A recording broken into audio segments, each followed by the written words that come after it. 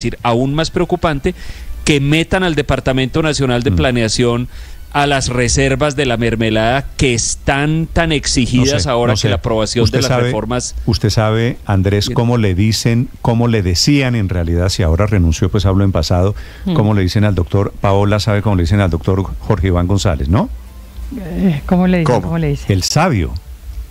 Sí, es que lo es, de verdad tamaño. que esa es este una es un economista de grandes quilates, yo lo he entrevistado varias veces, sí.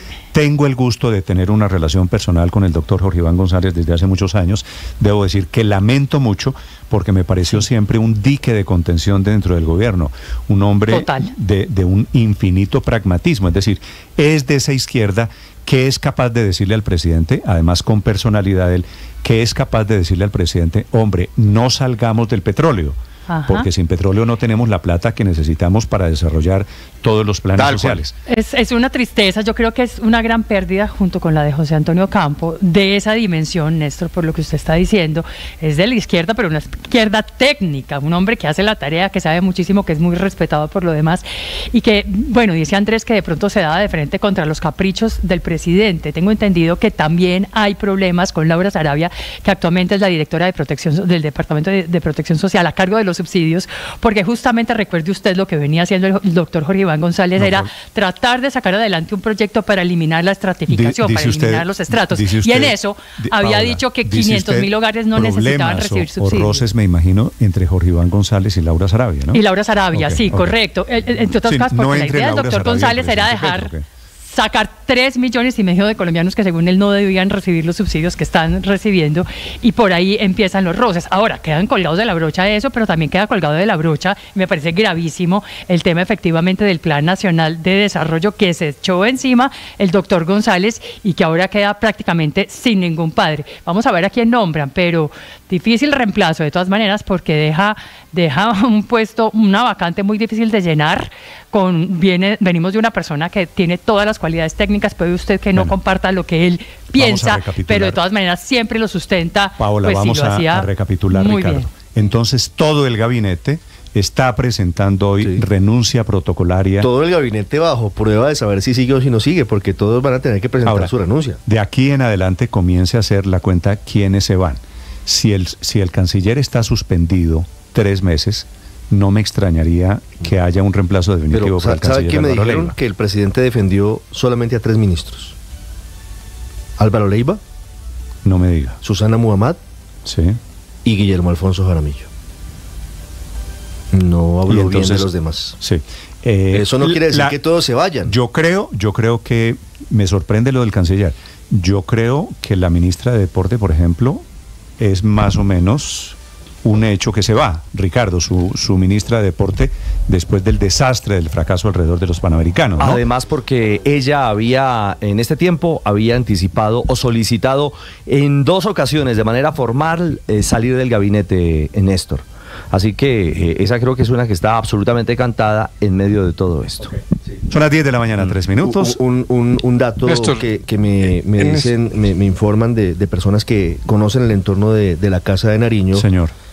No había diferencias recientes, al menos, entre Laura Sarabia y Jorge Iván González. Okay. Queda hecha esa aclaración. Paola, tampoco quiero dejar lugar a la especulación política, en el sentido de que el desacuerdo intelectual que había entre el doctor Jorge Iván González, saliente director de planeación, era con el presidente Gustavo Petro. No con intermediarios, no con fulanito de tal, era entre Jorge Iván González y el presidente había sido claro en su momento. Álvaro, solo un dato pequeño de lo de Jorge Iván González. Recuerde usted que hubo un consejo hace unos días, hace unas semanas, lo comentamos aquí en diciembre, Álvaro, en donde el presidente fue muy duro, por ejemplo, con el ministro de Transporte, William Camargo, y con el director de Planeación, y pues en un tono que él utiliza, pero que puede usted tomar en broma, pero también en serio, les dijo, bueno, pero ustedes parece que estuvieran gobernando con el uribismo y con el peñalosismo y no con el progresismo. Al doctor González eso no le gustó. Es que hago una aclaración sobre esto que dice Ricardo Álvaro, que me parece importante. ¿Usted sabe quién es la esposa del doctor Jorge Iván González? Sí, la exsecretaria de Educación de Bogotá, Claudia López. De Claudia López, doña Edna Bonilla. Así que esa referencia del peñalosismo y del gobierno de Bogotá, obviamente incomoda porque tenía un tema personal de por medio. 10 de la mañana, 5 minutos. Álvaro, lo escucho. Cada presidente tiene un estilo de gabinete, el de manejo del gabinete. Petro tiene uno que uno podría llamar bastante desapegado. Él no se apega a sus ministros y los cambia cuantas veces sea necesario, eso ya se sabía. La pregunta es, dentro de la estrategia de gobierno, ¿cómo funciona? Petro ha probado 2 modelos hasta ahora. Empezó con uno, llamémosle pluralista, donde varios ministros, sobre todo del sector económico, eran liberales. Eso no le funcionó, lo sacó a todos y se fue con un gabinete mucho más homogéneo. Pero la pregunta es, ¿qué le va a funcionar a nivel de acuerdos? No funcionó el de los liberales dialogando, de los propios presionando está a medio camino porque tampoco ha sacado las reformas. Uno pensaría que este gabinete lo hace pensando en cómo llegar a acuerdos para sacar adelante esos proyectos, porque si no salen este año ya no salieron. Entonces debe ser pragmático. No creo que vaya a ser ni tropas propias, pero pues vamos a ver si es creativo y consigue. Hay que acordarse de una cosa, es que la izquierda nunca ha gobernado, entonces está tratando de encontrar un estilo, una manera de manejar a los poderes públicos, el Congreso, los empresarios, la opinión pública, y eso es complejo, y Petro está en ese pulso. Lo que pasa es que ha ido de un lado a otro, vamos a ver si se va por el centro. Ahora comienzan a calentar, dicho que estamos en crisis de gabinete, comienzan a calentar unas personas. Sale Jorge Iván González, de la Dirección de Planeación, pero hay otro Jorge Iván de quien dicen va para el gabinete, que es el exalcalde de Cali, Jorge Iván Ospina, por ejemplo. Hay que ver si el presidente Petro se atreve a traer a Daniel Quintero, exalcalde de Medellín, a su gabinete. Acuérdese que esos nombres estaban sonando. Esa es la duda alrededor de hacia dónde va a girar el gabinete del presidente Gustavo Petro. Esos 2 nombres estaban sonando, Néstor, y cobra todo el sentido los últimos mensajes del presidente Petro. Desde junio del año pasado, cuando decía ministro que no cumpla se va, hace unas semanas cuando hizo un regaño diciendo que todos iban como una rueda suelta. ¿Se acuerda que la ministra Jennifer Mojica le dijo, no era un regaño para mí, yo lo interpreté como si el presidente Petro me estuviera retando? Me imagino que los alcaldes, Ricardo, que acaban de dejar las alcaldías, que terminaron su periodo hace exactamente hoy un mes, hoy es 1 de febrero, fueron Caicedo, por ejemplo. Sí, gobernador. Jorge Iván Ospina. Sí, alcalde de Cali. Quintero. Daniel Quintero, alcalde de Medellín. Me imagino que hay muchos pero de ese grupo queriendo calentar, Ospina está sancionado, ¿no? Ospina está investigado en la esta semana la Fiscalía le imputó cargos. Pero está sancionado como alcalde de Cali, no está inhabilitado para ejercer cargos públicos. Yo creo que él tiene una suspensión por parte de la Procuraduría. Corta, yo creo que de 3 meses, ¿verdad, Hugo Mario? Que salió a finales de diciembre. Por la feria virtual del año 2020, y esta semana la Fiscalía le imputó cargos por el alumbrado navideño de ese mismo año 2020. En 120 días antes, Néstor, la Fiscalía va a presentar escrito de acusación contra el exalcalde Ospina. 10 de la mañana, 8 Daniel minutos. Quintero dijo ayer por Twitter que a él le gustaba mucho el Ministerio de las TIC, que era muy bonito, pero que él no estaba interesado, que él estaba dedicado a defender a Medellín. Cuando un político dice no estoy interesado, dice que no, es que sí. Léalo de otra manera. Es como cuando ratifican a un técnico en el fútbol. 10 de la mañana, ¿se acuerda de Lucas González? 10 de la mañana, 8 minutos. Los acompañamos desde Blue Radio. Renunciado el gabinete del presidente Petro, confirmada la renuncia del director de Planeación Nacional. Estás escuchando Blue Radio.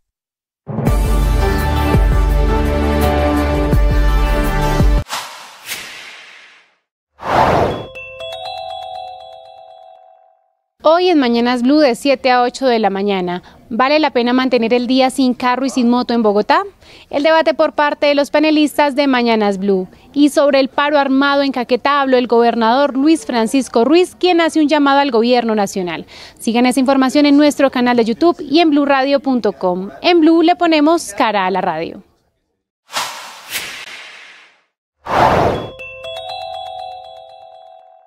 Omar Arango es directivo de FECODE, contó cómo fue su experiencia en este sindicato y cómo fue su salida. Fui miembro del comité ejecutivo de FECODE hasta el día 26 de mayo del año 2023, cuando hubo elecciones por algunas circunstancias de manejo interno, en donde no me contabilizaron algunos votos, quedé por fuera del ejecutivo. y entonces hubo que acatar esa decisión del Comité de Garantías Electorales de FECODE, aunque no estoy de acuerdo ni estuve de acuerdo y tengo demandado el asunto. Vale, señor Arango. Ese no es el tema de hoy. Eso fue el año pasado. Para estos efectos, 2022, en la campaña presidencial, usted hacía parte de esta junta directiva, de este comité directivo de FECODE, ¿verdad? Sí, por eso agradezco que después hicieron una aclaración ustedes ayer con respecto a las afirmaciones que había hecho el compañero Aurelio Suárez, porque los 15 ejecutivos de FECODE por unanimidad no fue que aprobamos ese aporte. Siga la entrevista completa en nuestro canal de YouTube. En Blue le ponemos cara a la radio.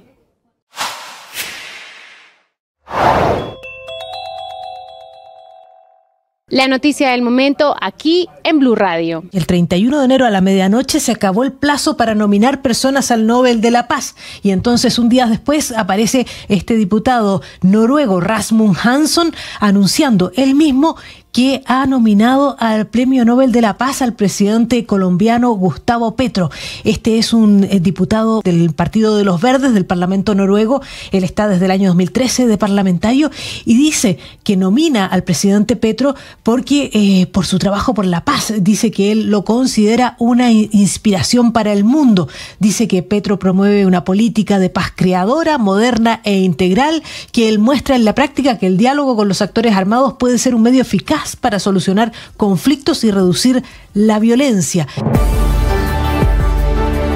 Por fin música. Por fin música. Por fin. Aquí está Silvestre Dangond, que tendrá concierto en el Estadio El Campín de Bogotá el 18 de mayo. Está confirmado que todo alrededor de Silvestre era campaña de mercadeo y expectativa, ¿no? Sí, claro, obviamente porque sabían eso, pero lo curioso fue lo que se desprendió de eso. Ya todo el mundo sabe que ya están pendientes del inicio de la venta de boletas desde mañana para el concierto, pero todo gira alrededor de la cantidad de memes que han aparecido y de la creatividad de la gente que ha estado comparando cómo es posible que le hayan dado... ¿Dua Lipa? Le hayan dado el Estadio El Campín a Silvestre Dangond y a Dua Lipa le tocó en el parqueadero del Parque del Salito. No, pero es que Dua Lipa no hace lo que hace Silvestre Dangond. ¿Y qué hace Silvestre Dangond que a usted le gusta y que no hace Dua Lipa? ¿Qué cantidad de cosas?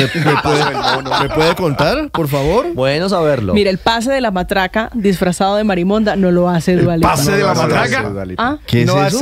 Para que se le rompa la cicatrilla. ¿Cómo es ese? ¿Me puede explicar qué es el pase de la matraca, por favor? No tengo la habilidad para demostrar. Solo le doy el dato. Tampoco hace el Winnie Pooh. Padre, ¿y usted le jala el pase de qué? ¿De la matraca? Claro, pero tengan cuidado porque ahí se les puede romper la psiquitrilla. O sea, eso es ¿La qué? La psiquitrilla cuando haciendo ese pase.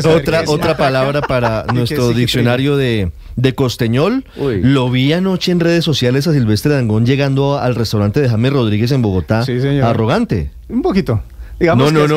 Así se llama. No, así se llama. Así se llama el restaurante. No, él no. Pensé que me hablaba de Silvestre. No. Yo no tengo el placer de conocerlo. Yo creo que no es. Dicen que es un bacán. ¿Cómo se llama el café de James Rodríguez? El café se llama Dos Molinos. Y el restaurante en Bogotá es Arrogante. No sabía que se llamaba. Que es la franquicia. Sí, honestamente no sabía que se llamaba. 10-14 minutos. Pero ese señor mechudo que estaba llegando allá de Silvestre. Ese señor mechudo, respete, es Don Silvestre Dangond. Porque este es otro. ¿Este quién es? El mejor artista vallenato. No, pues bueno, claro, 10-14. Pues vea esto, está o sea, la creatividad en las redes sociales está gigante y una de esas es obviamente el hecho de que toman la voz de Silvestre y con inteligencia artificial lo ponen a cantar una canción de Dua Lipa, que suena más o menos así. No le creo.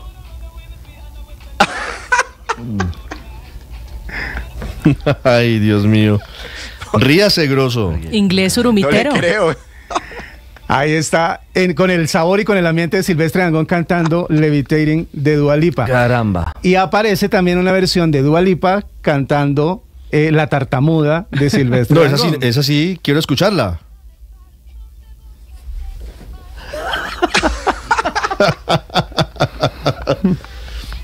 Pero hay que mostrar al padre bailando, ¿no? No, por favor, eso es privado. Por favor. Es privado con 4 cámaras en el estudio. Sí. No. Hay que cogerlos desprevenidos. Por favor, hay que cogerlos desprevenidos. Hay que verla en Argyle, que esta semana hay estreno. Sí, uy, caramba. Bueno, veremos 10-15 minutos. Con música llegan las noticias. Director, ¿me deja decirle algo a al W. Así, claro. Señor. Muchas gracias por traer música. Bueno, con gusto. Trataré de hacerlo más seguido. ¿Y le parecía muy densa la mañana o cuál es su reclamo, padre? Él sabe.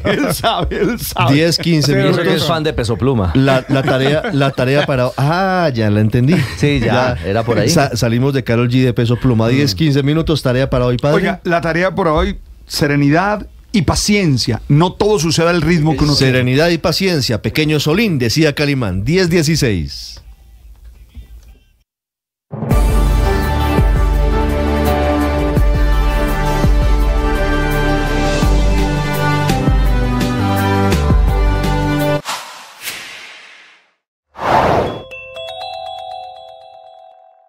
Los 15 miembros del comité directivo de FECODE votaron para la donación de 500 millones de pesos a la campaña del presidente Gustavo Petro.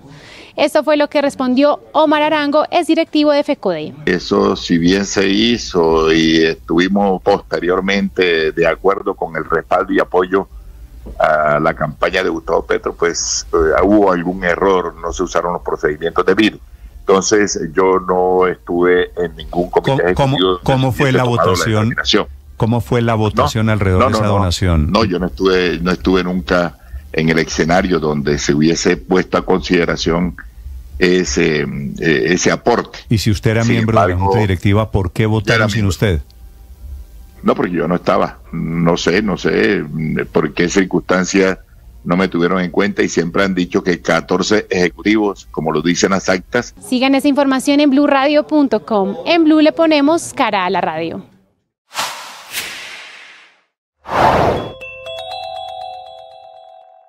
¿Quién está detrás del paro armado en Caquetá y qué efectos tiene? Sobre esto habló el gobernador Luis Francisco Ruiz. Se presume que un grupo armado que se denomina Comandos de Frontera está haciendo un movimiento de tropa, de gente, hacia el municipio de Solano para ejercer control territorial sobre el Estado Mayor Central. Esa es la realidad que está viviendo el departamento del Caquetá hoy en día, en estos 8 días, que más o menos llevamos, entre 8 y 10 días con esta situación, cada día se recrudece más. El fin de semana pasado se pudieron entrar 2 botes de carga y ayer, pudieron entrar 2 botes más de carga para distribuirlo en todo el Bajo Caquetá, del río Caquetá. Sigan esa información en bluradio.com. En Blue le ponemos cara a la radio.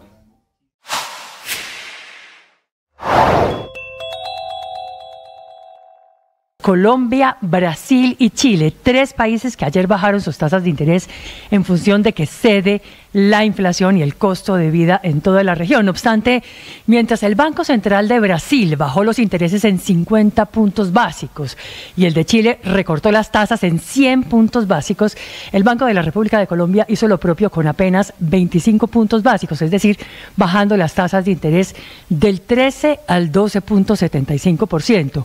Movimiento pequeño, muy pequeño, comparado con el de otros países de la región, que demuestra que la bajada de tasas en Colombia será con el pie en el freno, en contravía de lo que esperaba incluso el propio mercado, que le apostaba a una reducción de 50 puntos, por lo menos del doble, y en contravía también de lo que querían incluso 2 codirectores del emisor que votaron por un aumento mucho mayor, debido a que la inflación ya lleva 9 meses consecutivos cayendo, y debido también a que cerró diciembre en el 9.28%, en línea con las proyecciones del equipo técnico del banco.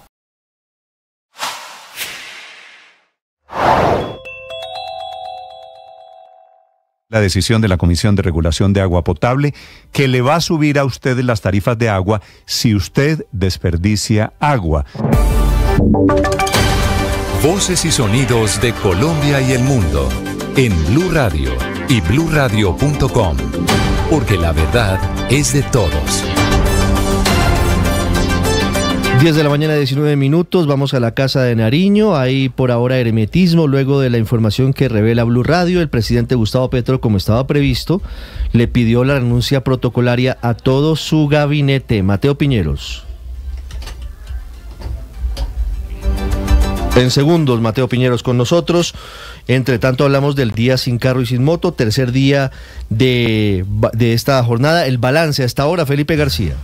Hola Ricardo, sí señor, básicamente la ciudad parece un 1 de enero, Ricardo, muy vacía, prácticamente solo se ven pues obviamente taxis y buses de servicio público. Hasta el momento, según el último reporte de la Secretaría de Movilidad, hasta el momento se han movilizado más de 702.981 pasajeros por el componente troncal de Transmilenio. Esto quiere decir los buses rojos y casi 800.000 personas por el componente zonal, es decir, los buses azules del SITP, para un total de más de 1.500.000 personas que han decidido tomar el transporte público de la capital del país. Esto representa, Ricardo, un aumento del 20,5% contra un día hábil normal, es decir, por ejemplo, contra ayer que las personas estaban tomando Transmilenio, un 20% más de estas personas han decidido subirse a los buses de Transmilenio. La ocupación de taxis a la hora, Ricardo, es de 58%, lo que representa un 5% más en comparación con un día normal y un 6% más que un día sin carro y sin moto como el de febrero del año pasado. Gracias, Felipe. Cambiamos de tema porque la Procuraduría le pidió al ministro de Salud, Guillermo Alfonso Jaramillo, explicaciones sobre la distribución y aplicación de las más de 6 millones de vacunas contra el COVID-19 que se vencieron el año pasado. Damián Landines. El 31 de mayo del año pasado, el gobierno reportó que en la zona franca de COVID-19 habían más de 6 millones de vacunas de Moderna, Sinovac y Janssen que estaban a punto de vencerse. Por eso, la Procuraduría le pidió al ministro de Salud, Guillermo Jaramillo, que explique todo el proceso de distribución, vencimiento, desabastecimiento y adquisición de esos biológicos. Pero además, le está solicitando al ministro Jaramillo los lineamientos para la distribución de las vacunas del año pasado, los certificados del inventario de vacunas contra el COVID-19 de este año y si se contempló la compra de la vacuna de refuerzo bivalente de ARNM. La Procuraduría y el Ministerio de Salud ya han tenido varios choques alrededor de las vacunas de coronavirus y otros temas como los cuestionamientos por la insuficiencia en la plata que gira el Estado a las EPS por la atención de cada afiliado. Y vamos ahora a la ciudad de Barranquilla porque el secretario de Transparencia de la Presidencia de la República alertó que en 20 días vencerán 2 órdenes de captura contra funcionarios de la Universidad Metropolitana, precisamente de la capital del Atlántico, que habrían participado en el saqueo de más de 16.000 millones de pesos. Vanessa Saldarriaga. En Lo Bodan, al parecer, el proceso de investigación que adelanta la Fiscalía sobre esta presunta desviación de recursos se encuentra engavetado y sin avances desde septiembre de 2022, al punto que hay 2 órdenes de captura que se vencerían el próximo 24 de febrero sin que al respecto se haya producido alguna diligencia. Esta alerta fue entregada por Andrés Hidárraga, secretario de Transparencia de la Presidencia, quien indicó que estas personas al parecer se encuentran viviendo desde hace varios años en Estados Unidos sin que al respecto se haya producido algún tipo de diligencia o aplicación de herramienta internacional para dar con la captura de los mismos. Estamos hablando de 2 órdenes de captura que se encuentran vigentes y que el próximo 24 de febrero van a vencer. Y la justicia, en particular el fiscal 16 seccional en Bogotá, al parecer no ha movido el proceso desde Explicó que por la situación se trataría de cerca de 16.000 millones de pesos los que habrían sido retirados de manera irregular de la institución, entre los que hay 8.000 millones de pesos que pertenecían a ADRES, por lo que está solicitando a la entidad que se declare como víctima procesal en este caso. Y sigue el bloqueo en la vía panamericana entre Cali y la ciudad de Popayán. La gobernación del Cauca intenta llegar a un acuerdo con los indígenas que exigen la contratación de profesores para los colegios de sus resguardos. Vamos a Cali, Hugo Mario Palomar. Eslobodan sigue la protesta de la comunidad indígena Misak en la vía panamericana en el sector La María, cerca del municipio de Piendamó, Cauca. Los manifestantes en las últimas horas llevaron volquetas con piedras y tierra para taponar la carretera en ese punto. Una comisión de la Gobernación del Cauca intenta a esta hora llegar a un acuerdo con los indígenas que exigen la firma de un contrato para la vinculación de profesores a través de una unión temporal. El secretario de Gobierno del Cauca, Milton Hurtado. Existe toda la disposición, la voluntad de la gobernación del departamento del Cauca para firmar el acto administrativo, el contrato administrativo con la unión temporal, siempre y cuando se cumpla con los requisitos que requiere la norma para este tipo de actuaciones. Hay cantidad de vehículos de carga esperando que se reabra el paso entre Cali y Popayán. Algunos vehículos livianos están tomando la vía alterna a través de los municipios de Suárez y Morales. Estás escuchando Blue Radio.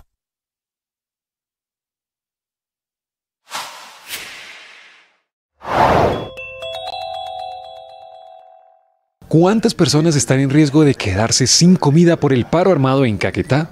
Esto fue lo que respondió Luis Francisco Ruiz, gobernador de Caquetá, en Mañanas Blue. Estamos hablando del municipio de Solano, Caquetá exclusivamente. Estamos hablando de 25.000 personas aproximadamente. 25.000 personas, gobernador. ¿Para que son los días, habitantes del municipio de Solano? Sí, ¿no? ¿Para cuántos días les quedan comida, alimentos, gobernador? En el día de ayer ingresaron dos barcazas. Ayer tuve comunicación con el alcalde de Solano y me informa que entraron esas 2 barcazas con alimentos no perecederos, las cuales se distribuyeron en el casco urbano y en poblaciones cercanas a la cabecera como Mecaya y otros puertos sobre el río Caquetá. Regularmente, gobernador, estas órdenes de paro armado tienen algunas concesiones, por ejemplo, para enfermos, para personas que necesitan por alguna condición extraordinaria salir del territorio. ¿Eso está permitido o es completamente restringida la movilidad? No, la movilidad de la ambulancia fluvial no ha tenido ninguna restricción. Diciendo que en el país no existen los mecanismos suficientes para controlar las campañas políticas y pide al Congreso una reforma urgente, y también se pronuncia sobre la polémica donación que hizo FECODE a la campaña Petro Presidente. Caterina Ávila. En medio de la discusión sobre el ingreso de 500 millones de pesos de FECODE a la campaña Petro Presidente, la misión de observación electoral hizo un fuerte llamado al Congreso para que se discuta una reforma estructural al sistema de financiación de campañas, pues dicen el modelo actual con el que se hace control a los dineros favorece la opacidad de los recursos. Además, se refieren a la presunta financiación irregular de FECODE a la campaña presidencial y responden al superintendente de Servicios Públicos, Dagoberto Quiroga, cuando, recordemos, dijo aquí en Blue Radio que el dinero no tenía que reportarse en las cuentas de la aspiración presidencial porque fue usado para pagar a la empresa que organizó el conteo paralelo de votos que hizo la campaña con los testigos electorales, y esto es algo posterior precisamente a la campaña. Pero lo que responde la MO es que excluir los recursos gastados durante el día de la jornada electoral o los siguientes va en contra de los principios de transparencia, pero además abre la puerta para que haya gastos que no se reporten, permitiendo así dobles contabilidades. Concluyen que la legislación no es clara sobre quiénes pueden aportar recursos, pues no pueden ser funcionarios públicos, pero no se habla de los sindicatos, dejando así una idea de que trabajadores del Estado no pueden hacer aportes, pero la Unión de Trabajadores sí podría hacerlo. Y el puerto de Santa Marta recibió el buque más grande de contenedores que haya recibido toda su historia, esta terminal marítima. William Agudelo. Un hito histórico vivió el puerto de Santa Marta luego de recibir la embarcación GSL Trípoli con bandera de Liberia, que atracó en el puerto Samario. El buque, con 294 metros de eslora y 13,62 metros de calado, encontró en el puerto de Santa Marta las condiciones favorables para las operaciones de atraque, carga y descarga de contenedores, convirtiéndose de esta manera en la primera embarcación de este tamaño en arribar a la capital del Magdalena. De acuerdo a la información de puerto, este buque recogió más de 380 contenedores y siguió su ruta hacia la ciudad de Amberes, Bélgica.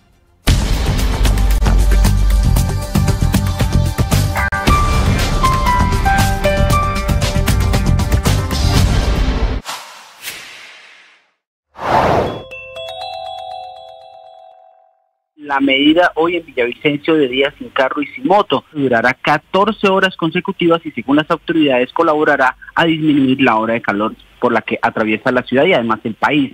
Más de 130.000 vehículos particulares matriculados en la ciudad dejarán de circular. Cerca de 4.000 taxis y 814 busetas de transporte público estarán disponibles hoy para movilizar a las personas, aunque hay que decir que se espera que la mayoría de personas hoy utilicen métodos alternativos de movilidad como la bicicleta. Y mucha atención con esto, las multas.